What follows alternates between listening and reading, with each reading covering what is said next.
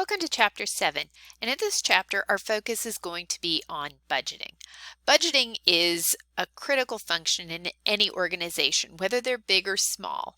Now, depending on the kind and size of company that you're looking at, the line items for the budgets may vary, but your basic overall structure and the methodology that goes into budgeting is going to be pretty similar across the board. Ideally, a company is going to create what's called a strategic plan. And that strategic plan is kind of the roadmap for this company where they want to go.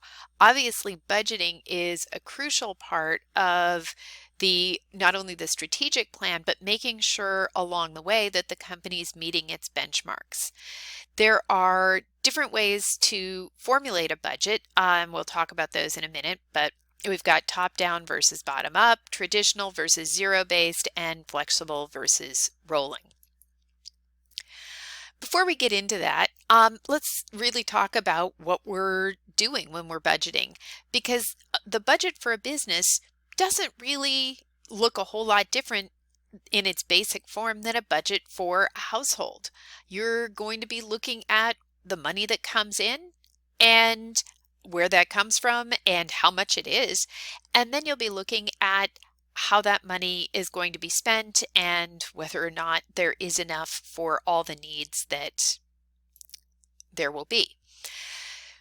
Top-down budgeting versus bottoms-up, these are two ways that a company can approach budgeting. So from a top-down perspective, the money that is available to be spent is basically determined by management and passed down to, through the rungs of the organization.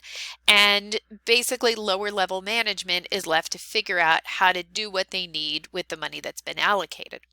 On the other hand, bottoms up takes a look at what's needed from the bottom. So lower end management is asked, prepare your needs for the next fiscal year. Give us a line item of what you think you will need to spend, keeping the strategic plan in mind. And those needs work their way up through the ladder to the CEO, and the CEO then attempts to incorporate all of those needs into the overall company budget. Then there is traditional versus zero-based budgeting.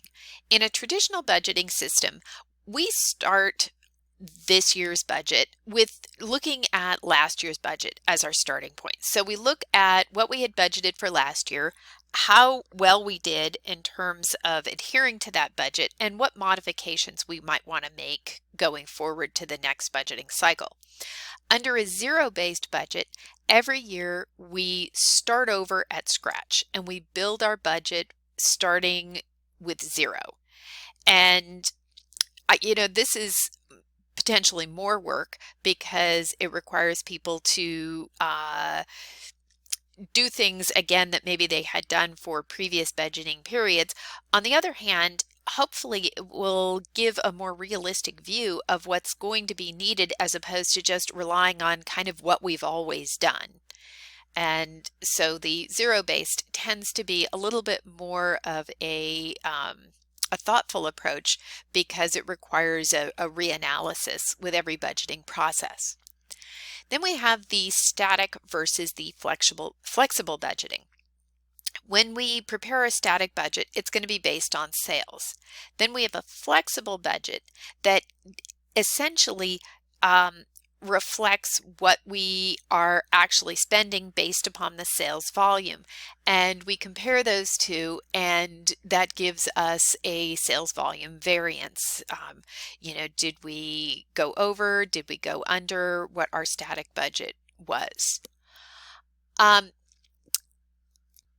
A rolling budget is another way to approach budgeting. So rather than waiting, for example, until December to establish our budget for the next year, we can use a rolling budget, which always then means that we've got budgeting a year out from where it is that we happen to be at the current moment. If we don't do that, we get to December and we don't really have a budget established for January.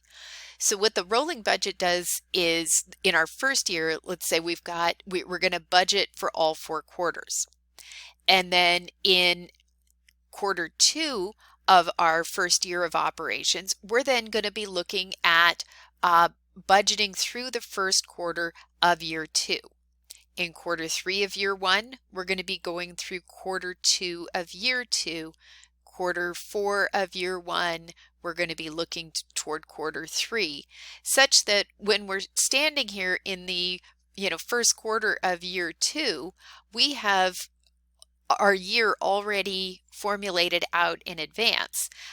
So we're not waiting until we've essentially run through a budgeting cycle before we decide what we're going to be spending in the next accounting period. Next, we'll look at our master budget.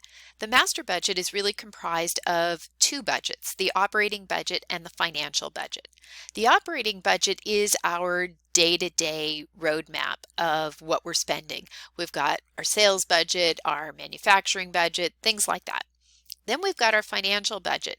That is our forward-looking view of how our money is going to be spent. Capital expense budget, for example.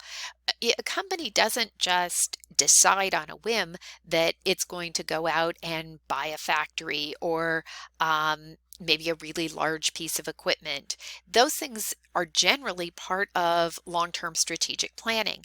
And to avoid all of a sudden maybe a cash drought that might result in us reaching the point in our budgeting or our capital planning process where we say, oh gee, it's now time we're going to buy the crane or whatever it is that we want. The financial budget is where we start planning for things well in advance of when we're actually going to need the money to do that. And so again, the financial budget is our long-range planning. The operating budget keeps us operating, keeps the lights on essentially day in and day out. And in the interest of trying to keep these videos short and these topics pretty focused, I'm actually going to cut this video off here and go on to the next video for preparation of the operating budget.